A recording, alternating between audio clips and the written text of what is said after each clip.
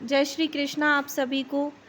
Geography की हमारी जो सीरीज चल रही है जिसमें हम इंडियन जियोग्राफी बाईसीटी 1 लाख फैक्ट वाली बुक में से कवर कर रहे हैं। इसके हमारे 3 पार्ट में हमने इसका पहला चैप्टर कवर कर लिया है। अब हम आज इसका दूसरा चैप्टर कवर करेंगे। और यदि आपने अभी तक चैनल को सब्सक्राइब नहीं किया है तो प्लीज़ चैनल को सब्सक्राइब कर ले और आपके जो फ्रेंड्स हैं या आपके जो भी ग्रुप्स हैं वो उसमें भी इस चैनल को शेयर कर दें और सब्सक्राइब करने को बोले। और ये वीडियो आपके लिए आने वाले सभी एग्ज़ामों के लिए हेल्पफुल है, तो प्लीज़ चैनल को सब्सक्राइब करें और ज़्यादा से ज़्यादा शेयर करें। चलिए स्टार्ट करते हैं हम। भारत की भूगर्भिक संरचना। भारत की भूगर्भिक संरचना मतलब भूगर्भ। भूगर्भ मतलब पृथ्वी की आंतरिक संरचना के बारे में हम इसमें पढ़ेंगे कि पृथ्वी की आंतरिक संरचना कैसी है। और पृथ्वी की में भी हम किसकी आंतरिक संरचना देखेंगे, भारत की आंतरिक संरचना देखेंगे, भूगर्भिक संरचना। तो भारत की भूगर्भिक संरचना का विकास पेंजिया के अंगारा लैंड और गोंडवाना लैंड के विभाजन से प्रारंभ होता है। पेंजिया क्या आप सभी को पता होगा यदि आपने वर्ल्ड जियोग्राफी पढ़ी है। तो वर्ल्ड जियोग्राफी में हम पढ़ते हैं कि सबसे पहले एक ही महाद्वीप था जिसका नाम था पेंजिया। पेंजिया, ठीक है। फिर भूगर्भिक परिवर्तन के कारण प्लेटों के टकराने से या खिसकने से क्या हुआ, एक महाद्वीप 2 भागों में टूट गया। एक ही महाद्वीप से 2 महाद्वीप बन गए। उन 2 महाद्वीपों में कौन सा एक बन गया, उत्तर की ओर जो गया उसे अंगारा लैंड कहते हैं और दक्षिण की ओर जो महाद्वीप बना उसे गोंडवाना लैंड कहते हैं, ठीक है। तो पेंजिया से 2 महाद्वीप बने, गोंडवाना लैंड और अंगारा लैंड, ठीक है। तो भारत की भू संरचना का विकास भी पेंजिया से ही के अंतर्गत गोंडवाना लैंड और अंगारा लैंड के विभाजन से आरंभ हुआ है। यहाँ Precambrian, Archaean, Dharwar, Cuddapah, Vindhya संरचनाओं का विकास हुआ। देखो भारत में जो चट्टानें हैं उनको क्या क्या नाम दिए गए हैं, धारवाड़, कुड़प्पा, विंध्य। प्री कैम्ब्रियन युग की स्थलाकृतियों में आरावली पर्वत, विंध्य श्रेणी और छोटा नागपुर पठार क्षेत्र आता है। अब यहाँ से क्वेश्चन इस प्रकार से बन सकता है कि आपसे पूछ लेंगे कि अरावली पर्वत किस स्थलाकृति में आता है, तो प्री कैम्ब्रियन युग के अंतर्गत आता है, ये याद रखना है। प्री कैम्ब्रियन युग के अंतर्गत 3 आते हैं, एक अरावली पर्वत आता है, एक विंध्य श्रेणी आती है और छोटा नागपुर का पठार आता है। सबसे पहले की जो चट्टान है सबसे प्राचीन, उसका युग अगर हम देखें तो प्री कैम्ब्रियन युग है। और सबसे प्राचीन चट्टान भारत में अरावली पर्वत है, अपशिष्ट पर्वत जिसे कहते हैं। और विंध्य श्रेणी भी सबसे प्राचीन है और छोटा नागपुर का पठार, इसलिए ये प्री कैम्ब्रियन युग में आते हैं। अंगारा लैंड तथा गोंडवाना लैंड के मध्य अवस्थित भूसन्नति कौन सी है, तो तैतीस सागर है। तैतीस सागर अंगारा लैंड और गोंडवाना लैंड के मध्य स्थित सागर है। और तैतीस सागर में जो नदियाँ गिरती हैं उसी से हिमालय का निर्माण हुआ है। हम पढ़ते हैं 33 भूसन्नति का योगदान हिमालय के निर्माण में भी रहा है। उसके बाद हम देखते हैं कि भारतीय उपमहाद्वीप मूलतः किस विशाल भूखंड का भाग है, तो गोंडवाना लैंड का भाग है। भारतीय उपमहाद्वीप किसका भाग है, तो गोंडवाना लैंड का भाग है। पेंजिया से 2 महाद्वीप बने, अंगारा लैंड उत्तर की ओर, गोंडवाना लैंड दक्षिण की ओर। तो जो भारत का जो प्रायद्वीपीय पठार है वह किसका भाग है, गोंडवाना लैंड का ही भाग है। भारत में उपबंध पुराचुंबकीय परिणामों के जो संकेत मिलते हैं उसके अनुसार भूतकाल में भारतीय स्थल पिंड किस दिशा की ओर अग्रसर हुआ, उत्तर की ओर। भारतीय प्लेट जो है, इंडियन प्लेट, वो किस ओर खिसक रही है, उत्तर की ओर खिसक रही है, ठीक है। उत्तर की ओर उसकी दिशा है। भारत के पश्चिम तट का निर्माण कैसे हुआ है, भूमि के उत्थान और निर्गमन से। उत्थान और निर्गमन से मतलब भूमि के ऊपर उठने और नीचे खिसकने से किसका निर्माण हुआ है, पश्चिमी तट का निर्माण हुआ है, ठीक है। इसके बाद हम देखते हैं अंगारा लैंड और गोंडवाना लैंड में कौन कौन से महाद्वीप वर्तमान में आते हैं। अंगारा लैंड में यूरोप, एशिया, उत्तरी अमेरिका, ग्रीनलैंड आता है। और गोंडवाना लैंड में प्रायद्वीपीय भारत, अफ्रीका, ऑस्ट्रेलिया, दक्षिण अमेरिका और कर्नाटक आते हैं। प्री कैम्ब्रियन आर्कियन संरचना, सबसे प्राचीन जो चट्टान है वो किस युग की है, प्री कैम्ब्रियन युग की है। प्री कैम्ब्रियन युग की चट्टान सबसे प्राचीन है, जिसे आर्कियन चट्टान भी कहते हैं। सबसे पहले आर्कियन चट्टान का विकास हुआ और कैसे हुआ इसका विकास? गर्म गलित पदार्थों के शीतलीकरण से, मतलब जो गर्म तत्व हैं लावा, मैग्मा, इनके ठंडे होने से इस परत का निर्माण हुआ है, इस चट्टान का निर्माण हुआ है, जिसे आर्कियन चट्टान कहते हैं। प्री कैम्ब्रियन महाकल्प के किस क्रम की चट्टानों में जीवाश्म नहीं पाए जाते? आर्कियन क्रम की जो चट्टान है इसमें जीवाश्म नहीं पाए जाते, इसको ध्यान रखना है। आर्कियन क्रम की चट्टानों में हमें जीवाश्म नहीं मिलते हैं। आर्कियन क्रम की चट्टानें मुख्य रूप से किन क्षेत्रों में पाई जाती हैं? तो आर्कियन क्रम की चट्टान हमें आंध्र प्रदेश, कर्नाटक, तमिलनाडु, छोटा नागपुर का पठार, उड़ीसा, मध्य प्रदेश, मेघालय का पठार तथा बुंदेलखंड का क्षेत्र। सीधा सा हम बोल सकते हैं कि दक्षिण भारत जो है, दक्षिण भारत मतलब प्रायद्वीपीय पठार जो है, उसके जितने भी राज्य हैं, क्षेत्र हैं, वह सभी आर्कियन क्रम की चट्टानों में आते हैं। वह सभी हमें आर्कियन क्रम की चट्टानों में मिलेंगे। आर्कियन संरचना किस प्रकार की चट्टानों से निर्मित है? तो आग्नेय चट्टानों से। गर्म पदार्थों के ठंडे होने से बनी है ना आर्कियन क्रम की चट्टान, तो आग्नेय मतलब अग्नि, इसके ठंडे होने से जो चट्टान बनी उसे हम आग्नेय चट्टान कह रहे हैं। प्री कैम्ब्रियन काल में अरावली पहाड़ियों का निर्माण कैसे हुआ या किस रूप में हुआ? तो मोड़दार पर्वतों के रूप में। प्री कैम्ब्रियन काल में जो अरावली पहाड़ी है उसका निर्माण मोड़दार पर्वतों के रूप में हुआ था, उसको ध्यान रखना है हमें। धारवाड़ संरचना, उसके बाद जो संरचना आती है वो है धारवाड़ संरचना। धारवाड़ संरचना किस क्रम की चट्टान, धारवाड़ क्रम की चट्टानों का निर्माण किस काल में हुआ? तो इसका निर्माण भी प्री कैम्ब्रियन काल में ही हुआ है। देखो, आर्कियन क्रम की चट्टान का निर्माण भी प्री कैम्ब्रियन काल में हुआ और धारवाड़ क्रम की चट्टानों का निर्माण भी प्री कैम्ब्रियन काल में ही हुआ। उसके बाद है धारवाड़ किस प्रकार की चट्टानीय संरचना है? तो जीवाश्म रहित कायांतरित अपसादी संरचना है। जीवाश्म रहित, जिस तरह से आर्कियन चट्टान जीवाश्म रहित थी, आर्कियन चट्टान पे जीवाश्म नहीं पाए जाते, उसी प्रकार से धारवाड़ क्रम की चट्टान पर भी जीवाश्म नहीं पाए जाते। और ये अपसादी संरचना है। अपसादी मतलब क्या है? आर्कियन क्रम के चट्टानों का अपरदन होने से इसका निर्माण हुआ है। आर्कियन क्रम के चट्टानों का अपक्षय अपरदन से किसका निर्माण हुआ? धारवाड़ क्रम की चट्टान का। इस वजह से इसको क्या कह रहे हैं? इसको हम बोल रहे हैं अपसादी चट्टान। ठीक है, जीवाश्म रहित कायांतरित अपसादी चट्टान। धारवाड़ संरचना का सर्वाधिक विकास किस क्षेत्र में हुआ? तो कर्नाटक के धारवाड़ जिले में हुआ। कर्नाटक के धारवाड़ जिले में इसका विकास हुआ। इसी वजह से इस चट्टान को धारवाड़ क्रम की चट्टान कहते हैं। धारवाड़ जिला किसका है? कर्नाटक का जिला है। भारत में धारवाड़ क्रम की चट्टानें हिमालय की किन श्रेणियों में पाई जाती हैं? तो लद्दाख में मिलती है, जास्कर में मिलती है, गढ़वाल और कुमायूं। याद रखना, धारवाड़ क्रम की चट्टानें भारत में कहाँ कहाँ मिलती है, खासकर हिमालय में ये चट्टान कहाँ पर है, ये हमें याद रखना है। भारत के धात्विक खनिज संसाधन सबसे अधिक यदि हमें कहीं मिलते हैं तो धारवाड़ क्रम की चट्टानों में ही मिलते हैं। भारत में सबसे ज़्यादा जो खनिज संपदा है वो धारवाड़ क्रम की चट्टानों में ही है। ये क्वेश्चन काफ़ी पूछा जाता है, इम्पोर्टेंट है, इसको याद रखना। खनिज संपदा की दृष्टि से कौन सी चट्टान महत्वपूर्ण है पूछ सकते हैं, तो धारवाड़ क्रम की चट्टान महत्वपूर्ण है। भारत के किस भौमिकीय शैल क्रम में लौह अयस्क का समृद्ध भंडार है? तो सबसे ज़्यादा जो लौह पदार्थ पाया जाता है वो कौन सी चट्टान में पाया जाता है? धारवाड़ क्रम की चट्टान में पाया जाता है। धारवाड़ संरचना में मुख्यतः कौन से खनिज पाए जाते हैं? खनिज संपदा की दृष्टि से महत्वपूर्ण है तो ये सभी इम्पोर्टेंट खनिज हमें इस चट्टान में मिलते हैं। लोहा अयस्क मिलता है, तांबा मिलता है, मैग्नीज मिलता है, अभ्रक, चांदी, डोलामाइट और सोना, ये सभी इम्पोर्टेंट खनिज हैं जो हमें इस चट्टान में मिलते हैं। भारत का 98% कोयला गोंडमाना क्रम की चट्टान में पाया जाता है। कोयला की बात करें तो सबसे ज़्यादा कोयला मिलता है गोंडमाना क्रम की चट्टानों में। धारवाड़ क्रम की चट्टानों का निर्माण किससे हुआ है? तो आर्कियन क्रम की चट्टानों के अपरदन और निक्षेपण से हुआ है। इसी वजह से हम इनको अपसादी चट्टान भी बोलते हैं। कुड़प्पा संरचना का विकास कैसे हुआ? तो आर्कियन और धारवाड़ संरचना जो थी, इन दोनों का जब अपरदन हुआ उससे चट्टान के भौतिक और रासायनिक गुणों में परिवर्तन हुआ तो उससे कौन सी चट्टान बन गई? कुड़प्पा क्रम की चट्टान बन गई। देखिए, ऐसा है कि सबसे पहले जो प्राचीन चट्टान थी आर्कियन चट्टान थी। सबसे प्राचीन चट्टान कौन सी है?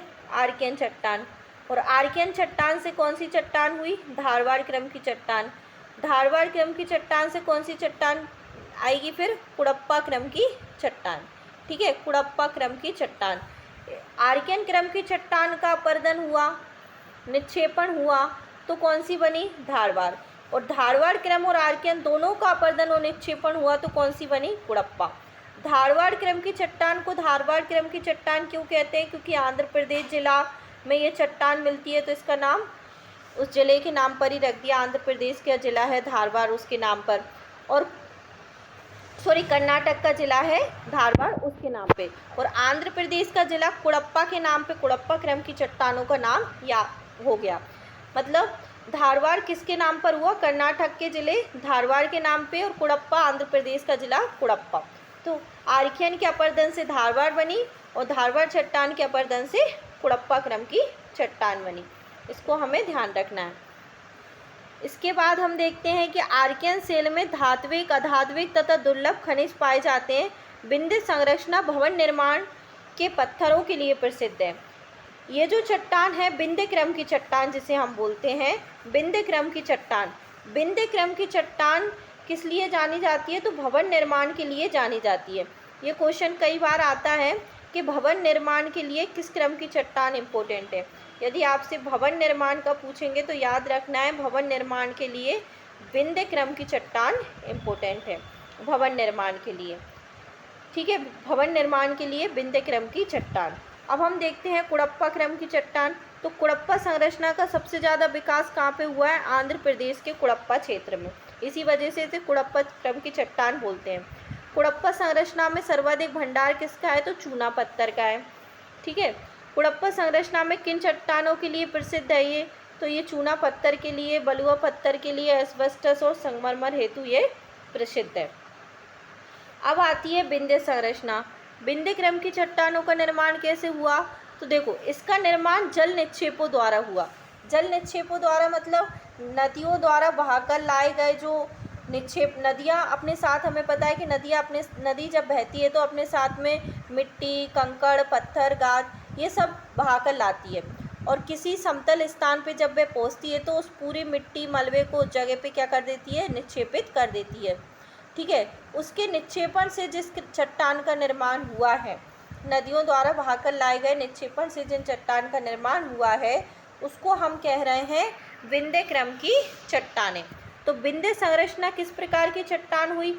नदियों द्वारा बहाकर लाए गए अवसाद से इसका निर्माण हुआ है, तो इसको हम कैसी चट्टान बोलेंगे? अवसादी चट्टान बोलेंगे। तो विंध्य क्रम की चट्टान किस प्रकार की चट्टान है? अवसादी चट्टान है। विंध्य क्रम की चट्टानों का विस्तार किन राज्यों में है, किन क्षेत्रों में है? तो सासाराम, रोहतास क्षेत्र जो बिहार में है, चित्तौड़गढ़ क्षेत्र राजस्थान, होशंगाबाद मध्य प्रदेश और आगरा, ये स्थान याद रखना जहाँ पे विंध्य क्रम की चट्टान का विस्तार है। सासाराम में है, रोहतास क्षेत्र बिहार में है, चित्तौड़गढ़ राजस्थान में है, होशंगाबाद मध्य प्रदेश में है और आगरा में है। नेक्स्ट हम देखते हैं पन्ना। ठीक है, नेक्स्ट देखिए, पन्ना मध्य प्रदेश और गोलकुंडा आंध्र प्रदेश की हीरा की खानें किस संरचना में पाई जाती हैं? विंध्य क्रम की संरचना में ही पाई जाती हैं। मध्य प्रदेश के पन्ना जिले में पाया जाता है हीरा, और आंध्र प्रदेश के गोलकुंडा में। ये दोनों जो हीरे की खानें हैं वो किस क्रम की चट्टानों में है? तो विंध्य क्रम की चट्टानों में ये दोनों पाई जाती हैं। अब हम देखते हैं प्री कैम्ब्रियन काल और उसकी विशेषताएं। तो ये चार्ट के माध्यम से हम इसको देखते हैं जिसमें सभी चट्टानों को बहुत अच्छे से बताया गया है इसमें। तो देखिए, आर्कियन क्रम की चट्टान किससे संबंधित है? तो हमने 3 क्षेत्र देखे थे, एक अरावली पर्वत, दक्षिण पर्वतीय क्षेत्र और बुंदेलखंड। ये तीनों किस में आते हैं? आर्कियन क्रम की चट्टानों में आते हैं। और आर्कियन क्रम की चट्टानों की विशेषता क्या है? आर्कियन क्रम की चट्टानों की विशेषता है कि ये आग्नेय चट्टानें हैं, क्योंकि गर्म तत्व के ठंडे होने से ये बनी है। कायांतरित चट्टान है। दूसरा है धारवाड़ क्रम की चट्टान, जिसमें धारवाड़, अरावली और छोटा नागपुर का पठार आता है। ये कैसी चट्टानें? अवसादी हैं। क्योंकि आर्कियन क्रम के चट्टानों के अपरदन होने से, उनके निक्षेपण से इनका निर्माण हुआ है। जीवाश्म रहित है, जीवाश्म रहित आर्कियन भी हैं और जीवाश्म रहित धारवाड़ क्रम की चट्टानें भी हैं। कुड़प्पा क्रम की चट्टान छोटा नागपुर पठार और कुड़प्पा जिला आंध्र प्रदेश, अरावली पर्वत और सेवराय जावेद की पहाड़ियाँ जो कि तमिलनाडु में। यहाँ से क्वेश्चन भी बनता है कि सेवराय की पहाड़ियाँ या जावेदी की पहाड़ियाँ कहाँ पर हैं? तमिलनाडु में। और सबसे इम्पोर्टेंट कि कुड़प्पा क्रम की चट्टानों में क्या पाया जाता है? चूना पत्थर से युक्त चट्टानें हैं ये। विंध्य क्रम की चट्टानें कैसी हैं? तो विंध्य क्रम की चट्टानें हमें रोहतास बिहार में, चित्तौड़गढ़ में, राजस्थान में, होशंगाबाद मध्य प्रदेश में मिलती हैं। ये कैसी हैं? जीवाश्म युक्त अपसादी चट्टानें, इसमें हमें जीवाश्म मिलते हैं। उसके बाद आता है पैलियोजोइक काल। देखो, अभी तक जिन चट्टानों के बारे में हमने पढ़ा वो सब चट्टानें किस युग की थी? वो सब चट्टानें थी प्री कैम्ब्रियन युग की। और अब जो पढ़ेंगे हम वो पढ़ेंगे पैलियोजोइक काल। और पैलियोजोइक काल में हमें जो चट्टान देखने को मिलती है वो है गोंडवाना क्रम की चट्टान। तो प्रायद्वीपीय भारत में गोंडवाना संरचना का विकास किस युग में हुआ है? तो पैलियोजोइक के जो कार्बोनिफेरस पर्मियन युग है उसमें गोंडवाना संरचना का विकास हुआ है। अगर आपसे पूछेंगे कि गोंडवाना क्रम की चट्टानों का विकास किस युग में हुआ है तो कार्बोनिफेरस पर्मियन युग में हुआ है। गोंडवाना संरचना का निर्माण कैसे हुआ है? तो अपसादों के निक्षेपण से हुआ है। इसका निर्माण भी अपसादों के निक्षेपण से ही हुआ है। गोंडवाना लैंड के टूटने से किस युग में प्रारंभ हुआ? गोंडवाना लैंड के टूटने का क्रम किस युग में प्रारंभ हुआ? गोंडवाना लैंड जो हमने देखा था कि पेंजिया सबसे पहले एक महाद्वीप था पेंजिया, उसके दो भाग हो गए। सबसे उत्तर में जो महाद्वीप है वो अंगारा लैंड, दक्षिण में गोंडवाना लैंड। फिर गोंडवाना लैंड भी टूट गया और उसके टूटने का क्रम किस युग से प्रारंभ हुआ? जुरासिक युग से प्रारंभ हुआ। गोंडवाना संरचना का संबंध नदी बेसिनों से है। दामोदर, महानदी, गोदावरी, सोन, नर्मदा। देखो, जितनी भी नदी घाटियाँ, नदी बेसिन है वहाँ पर गोंडवाना क्रम की चट्टान पाई जाती है। गोंडवाना क्रम की चट्टान कैसी होती हैं? देखो, नदी घाटियों के पास हमें पता है कि सभ्यता का विकास होता है, जीव जंतु और पेड़ पौधे यहाँ पे ज़्यादा होते हैं। और यदि इसी क्षेत्र में कभी बाढ़ आ जाए या प्रलय आ जाए तो ये सभी ज़मीन के अंदर दब जाते हैं और इन्हीं के फिर अपघटन से, अवशेषों से फिर क्या ये किसमें तब्दील हो जाता है? कोयला में। इसलिए गोंडवाना क्रम की चट्टान नदी घाटियों के पास में ही हमें कोयले की खदान मिलती है। बिटुमेंस कोयला के भंडार की दृष्टि से भारत की जो सर्वाधिक महत्वपूर्ण चट्टान है वो गोंडवाना क्रम की चट्टान है। और कौन सी चट्टान प्रणाली भारत में नवीनतम है? तो गोंडवाना क्रम की चट्टान भारत में नवीनतम है। ये क्वेश्चन आपसे पूछ सकते हैं कि सबसे नवीनतम चट्टान कौन सी है? गोंडवाना, क्योंकि सबसे प्राचीन चट्टान तो सबको याद रहती है कि आर्कियन क्रम की या आग्नेय क्रम की चट्टान सबसे प्राचीन है। सबसे नवीन भी पूछा जा सकता है। और यदि सबसे नवीन चट्टान बोलेंगे कि भारत में नवीनतम चट्टान कौन सी है तो गोंडवाना क्रम की है। उसके बाद आता है दक्कन ट्रैप जो कि मेसोजोइक युग का है। तो दक्कन ट्रैप किस चट्टान से निर्मित हुआ है? तो ये बेसाल्ट की चट्टानों से निर्मित हुआ है। बेसाल्ट की चट्टान किसे कहते हैं? तो देखो, लावा के ठंडे होने से जिस चट्टान का निर्माण होता है, ज्वालामुखी से निकलने वाले लावा के ठंडे होने से जिस चट्टान का निर्माण होता है उसको हम क्या बोलते हैं? बेसाल्ट की चट्टान बोलते हैं। दक्कन ट्रैप संरचना का मुख्यतः विकास अगर हम देखें तो महाराष्ट्र और मालवा वाला जो क्षेत्र है एमपी उसमें है। दक्कन ट्रैप संरचना का विकास किन अन्य क्षेत्रों में हुआ है? महाराष्ट्र और मालवा के अलावा अगर हम अन्य क्षेत्र देखें तो गुजरात का काठियावाड़ प्रायद्वीप, कर्नाटक के बेंगलोर मैसूर में, आंध्र प्रदेश एवं तेलंगाना के पठार में और छोटा नागपुर के राजमहल पर्वतीय क्षेत्र में हमें देखने को मिलता है। राजमहल ट्रैप का निर्माण किस काल में हुआ? तो राजमहल ट्रैप का निर्माण जुरासिक काल में हुआ है। और दक्कन ट्रैप का निर्माण किस काल में हुआ? तो क्रिटेशियस काल में हुआ। भारत के दक्कन के पठार पर बेसाल्ट निर्मित लावा लावा जो है वो सेलों का निर्माण कब हुआ था?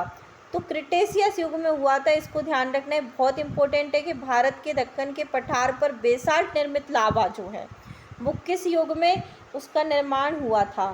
तो उसका निर्माण हुआ था क्रिटेशियस युग में। उसके बाद जो काल आता है वो है सेनोजोइक काल, और सेनोजोइक का मतलब होता है नवीन जीवन। सेनोजोइक काल में दो प्रकार की चट्टानें पड़ते हैं, टर्शियरी और क्वाटरनरी। क्वाटरनरी चट्टानों में हम प्लिस्टोसीन हिमयुग के पहले देखते हैं, और प्लिस्टोसीन में हम देखते हैं हिमालय की उत्पत्ति, और हिमयुग के बाद जो हम पढ़ते हैं उसमें भारत के उत्तरी मैदान और तटीय मैदान का निर्माण इसमें हम पढ़ते हैं।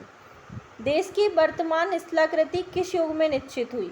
तो वर्तमान में जो हम स्थलाकृति देख रहे हैं वो किस युग में आई? प्लिस्टोसीन युग में।